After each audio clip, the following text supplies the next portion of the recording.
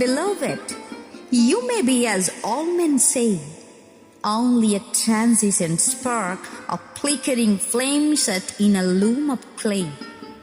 I cannot, since you kindle all my dark with the immortal lustre of the day.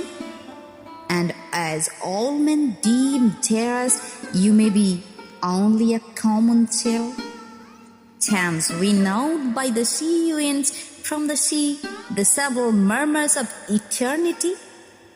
And though you are like a mean, a mortal race, only a hapless thing that death may mar and destiny efface, I cannot, since unto my heart you bring the very vision of God's dwelling place.